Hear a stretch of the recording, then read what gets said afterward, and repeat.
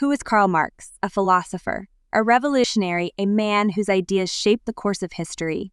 Join us as we unravel the life, ideas, and legacy of Karl Marx, a thinker whose vision still ignites debates and inspires change worldwide. Karl Marx was born on May 5, 1818, in Trier, Germany, a city that was then part of the Prussian Rhineland.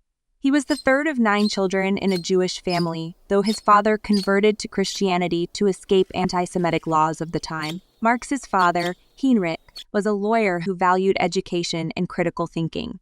Karl excelled in school, showing an early talent for literature and philosophy. Marx pursued higher education at the University of Bonn and later at the University of Berlin.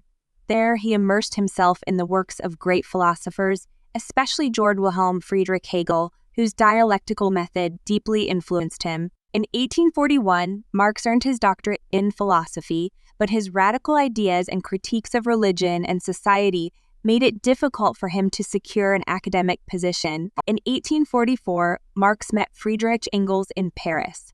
Engels, the son of a wealthy industrialist, shared Marx's belief in the need to address economic and social inequalities. Their collaboration resulted in one of the most influential political documents in history.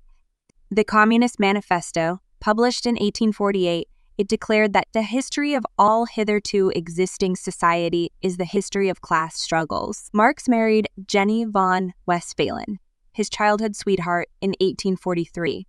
Despite their deep love, their life together was fraught with financial difficulties.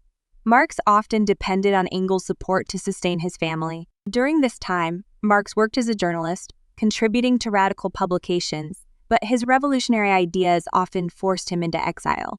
He lived in Paris, Brussels, and finally London, where he spent the rest of his life. Marx's magnum opus, Kapital, was published in 1867.